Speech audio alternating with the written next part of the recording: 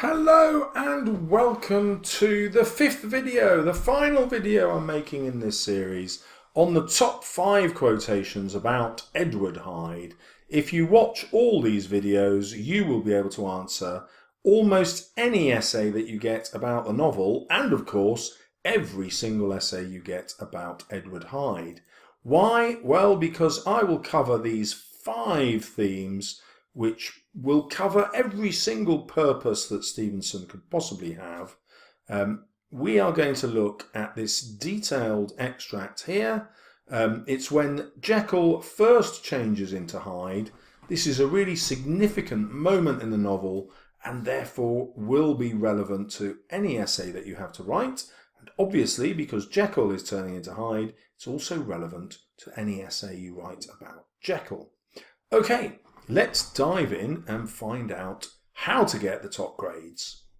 The most racking pangs succeeded, a grinding in the bones, deadly nausea, and a horror of the spirit that cannot be exceeded at the hour of birth or death. Then these agonies began swiftly to subside, and I came to myself as if out of a great sickness.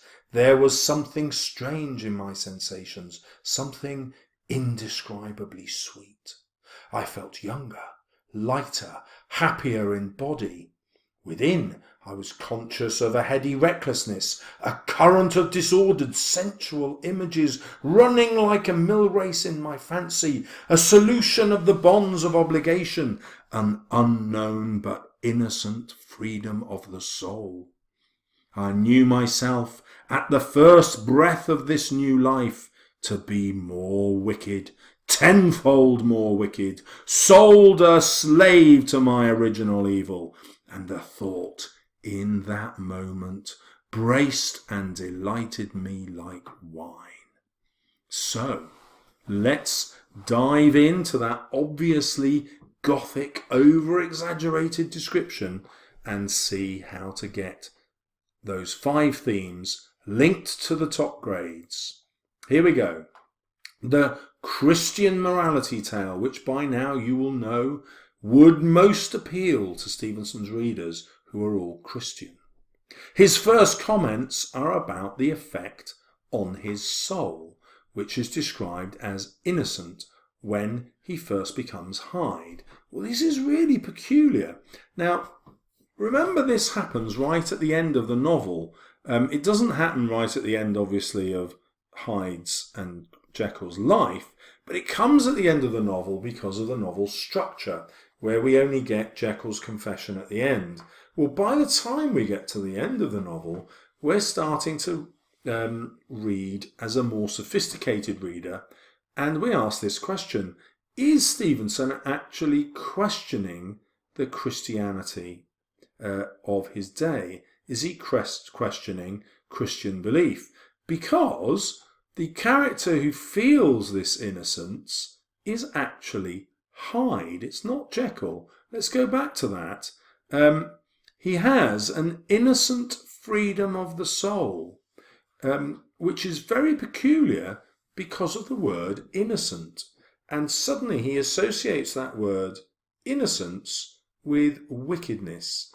And so what he could be suggesting here is what the Christian church considers to be sinful, what the Christian church considers to be wicked, and what the Christian church considers to be evil, actually might not be that at all. In other words, a soul living without religious rules might experience this innocence, which is indescribably sweet. And it's only as Hyde goes through society, being disliked simply because of his appearance, and presumably disliked because of the passions that he follows, this is what makes him become violent. This is what makes him become more typically evil. He isn't necessarily born that way. He's born with an innocent freedom of the soul. And if we take that reading, then it's the Christian belief and Christian rules about not having sex outside of marriage, for example, not having homosexual sex. These kinds of rules Stevenson is suggesting are actually bad for society and make us worse. Now, he can't afford for his readers to think that's definitely what he's saying, because they would turn against him, wouldn't they? And so in the very next line, he introduces the more conventional Christian view. So it ends with Hyde taking pleasure in the thought of evil and being tenfold more wicked. In other words, it's just a typical Christian morality warning. These are the dangers of what will happen to you. If you give in to temptation, you will become this horrible creature like Hyde. So you can simply read it that way. And most Victorian readers would have read Stevenson's tale this way and seen it as a warning of what will happen to you if you turn away from Christian belief. He uses the phrase original evil, which deliberately alludes to the idea of original sin, which I explained in another video, is that original sin that Adam and Eve committed, going against God's commandment not to eat of the fruit of the tree of the knowledge of good and evil. So the idea is we are all capable of evil because we all descend from Adam and Eve, and we all have that original evil that they did inside us. It's in our makeup. And then finally, the simile like wine foreshadows how Jekyll will be intoxicated by the evil of Hyde. So he'll become drunk on Hyde's evil, as it were. And this shows how Christians need to resist evil, otherwise it will seduce them like wine does. They too will become intoxicated, and so they must repress their evil desires. They must not have sex before marriage. They must not indulge in any kind of homosexuality. But the sophisticated reader might be asking different questions. What if Christianity is wrong? And what if Hyde's evil is just a response to his incarceration and repression?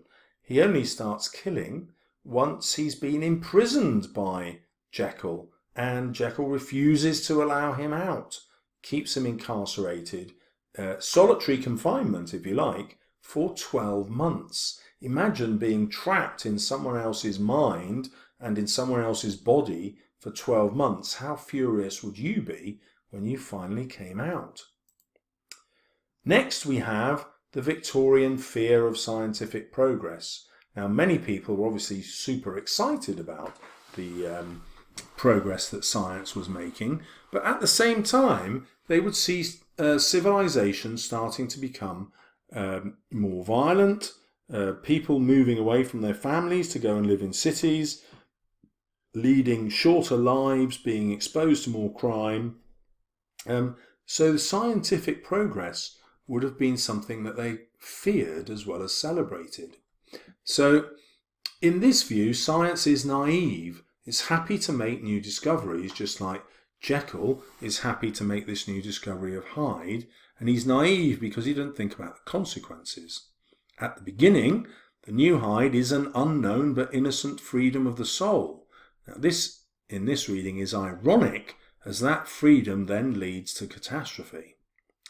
Science appears to offer progress, and we can see that in the description of Hyde, who is younger, lighter, and happier, but as we see later, at a terrible cost, because he becomes an evil murderer. And then we have the description of the pain of physical change, and this is a symbol that reflects the damage science is causing to humanity. Science is causing this kind of pain to humanity, just as the change from Jekyll into Hyde is causing that pain to Jekyll. And the reason for that pain is we abandon our moral selves once we start following science. We abandon Christianity because suddenly the idea of a God doesn't make sense. And so Christians would read this novel as proving that science is making humans less Christian, less moral, and therefore worse. But the sophisticated reader might flip that on its head and ask, but what if science is improving what has gone before? Now that's our modern view. Most of us probably think that science is improving our lives, but in Stevenson's time that might not have been the case. So then that sophisticated reader might ask, what if Stevenson thinks Jekyll and what he represents is a great sickness? Let's go back to the quotation to see what I mean. So remember, he's describing the change from Jekyll into Hyde. This is what he says.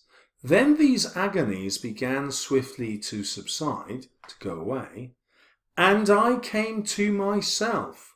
So first he's suggesting that myself, the real me, isn't Jekyll, it's actually Hyde, and I'm coming to myself as Hyde, as if out of a great sickness. In other words, it's not just this transformation that's like a sickness. Perhaps the sickness was being Jekyll in the first place. Being Jekyll was sick, and being Hyde is cured. And so if we go back to that description of the innocent freedom of the soul, younger, lighter and happier, we can actually see that Hyde is a huge improvement on Jekyll. And so the sophisticated reader might take that as Stevenson attacking people in society who are like Jekyll and actually saying, look, they cause the evil in people like Hyde. And then finally, what if he chooses this simile, I'll go back to that in a minute, to mirror his own flight from England to escape his own sickness? So here you need to know that Stevenson suffered probably from tuberculosis, from a lung disease. So he had this sickness and he fled England, went to America and Samoa in order to become more healthy. But it's not just the climate that's making him healthy, because what he's doing is fleeing to countries that don't have the same social norms, the same Christian values that exist in England, and the same prohibitions against particular vices which are considered sins. So there is a strong autobiographical reason to think that actually Stevenson really dislikes the sort of person Jekyll represents, these middle-class hypocrites who want to enjoy themselves with all kinds of pleasures which are forbidden, and therefore lead hypocritical lives, giving in to their desires occasionally and keeping that secret and pretending to be morally upright Christians, when in fact their behaviour is anything but. And next we come to the theme of repressed homosexuality in the novel. So Hyde is able to indulge in the sins of his youth again, the homosexual liaisons which Utterson alludes to. So when he's wondering why Jekyll would be blackmailed, he talks about people, all men, having the sins of their youth, and he's wondering if Jekyll is going back to them with Hyde. And because Hyde doesn't have a conscience, he's not worried about what society wants him to do, he can simply revisit these sins. And Utterson suggests that that might be homosexuality. The sexuality of Hyde's wickedness is suggested through the connotations of the word Stevenson uses. Something indescribably sweet. Sounds incredibly sensual, doesn't it? And therefore sexual. I felt younger, lighter, happier in body, a heady recklessness, sensual images, an unknown but innocent freedom of the soul, braced and delighted me like wine. These are all descriptions which appeal to the senses, and they're sensual. Again, Stevenson listing this sort of description to suggest that what Hyde is up to is sexual in nature. It's not violent in nature. So at the beginning, Hyde's sin isn't violence, it appears to be lust or enjoyment of sexual pleasure, which in a more modern society we have a different relationship to. The Victorian society was considered anti-Christian. And then, as I've alluded to earlier, I came to myself suggests he's now able to express his true nature at last when he is Hyde. So in other words, Stevenson is suggesting when Hyde is first created, he's a better human being than Jekyll is. Okay, now we have our final theme, I think, the love of Gothic literature and of the detective genre. And once again, Stevenson is simply giving his readers what they want. He needs to sell copies, and so he's appealing to the interests they already have. So the physical description of his change is a deliberate allusion to horror. So of course they didn't have horror films in those days. They had to do it through language in books. Pangs are really painful pains. So the most racking pangs, the grinding of bones so that you can almost hear his bones changing in shape or grinding against each other. Deadly nausea, he feels sick, and there's that word horror. And it's a horror of the spirit that cannot be exceeded at the hour of birth or death. In other words, this is so horrible that it's more painful than being born or more painful than dying. And it's not just the physical pain, it's the pain that you suffer mentally or in your soul. So completely hyperbolic, over-exaggerated, but to give the readers this sense of horror that they crave in their fiction. And then hyperbole is the dominant technique that he uses throughout this description. So we have the hyperbole of his pain in the transformation, which I've just shown you. Then we've got the hyperbole to describe his wickedness, which isn't just increasing, it's increasing tenfold. And then we have his delight in evil, which is like wine.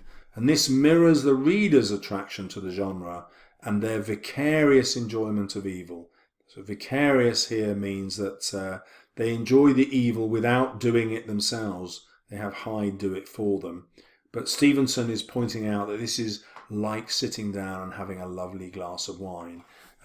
So he's poking perhaps very gentle fun at his readers for enjoying the horrible things that he's describing. Because, after all, they're completely critical of Hyde, who is carrying out these evil acts, which the readers are enjoying so much. Oh, no, I see I spoke too soon. That was the penultimate theme, but this is the ultimate, the hypocrisy of middle-class men. So Hyde is described in much more positive terms in that extract than Jekyll, suggesting that actually all men would rather be Hyde than Jekyll himself. And really, maybe we ought to be more like Hyde. I've already discussed how coming to himself as out of a great sickness suggests that Jekyll is the great sickness, but Jekyll represents middle-class men who are being hypocritical, so they're full of apparently sinful desire, but they conceal this fact. The simile like wine implies that they're intoxicated with vice, with evil desires. None of them name his vices, so nobody names Jekyll's vices, and none of these words name Jekyll's vices or Hyde's. So the only things they name are vices they themselves don't have: physical violence and murder. But as we see, Utterson withholds evidence. He withholds evidence of what he thinks is Hyde's extortion of Jekyll. And he is corrupt. He should tell the police exactly what has happened, but he hides Jekyll's confession. He doesn't tell the police that Jekyll is intimately involved with Hyde when they're searching for Hyde the murderer. In other words, Utterson is completely corrupt, and he represents the law. He's a lawyer. So Stevenson is suggesting that all middle-class men in Victorian society are probably corrupt. So this makes us question why he doesn't name the sexual references. Is it because this is also their own secret vice, the secret vice of middle-class men.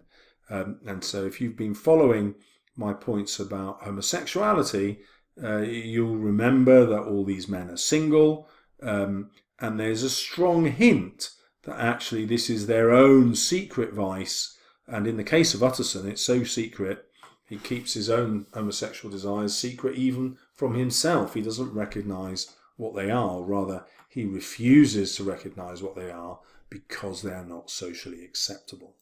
And we could actually see Utterson as worse than Hyde, because at least Hyde has a reason to feel furious after being trapped in Jekyll for 12 months. But Utterson has no reason to behave in this corrupt way other than his own corruption. He chooses. He doesn't react out of emotion or rage. He acts intellectually, out of an intellectual choice to be corrupt and withhold evidence from the police. Needless to say, that is not the conventional view. The conventional view will just look at Hyde as the perfect symbol of evil and won't question what Stevenson is actually asking in the novel. But hopefully you will be in a position to question it. If you have followed this video, it will be incredibly easy for you to get a grade 8 dealing with the concepts that I've taught you here. If you're new to my channel, I hope you've been impressed enough to want to subscribe for more. And thank you all very much for watching. Goodbye.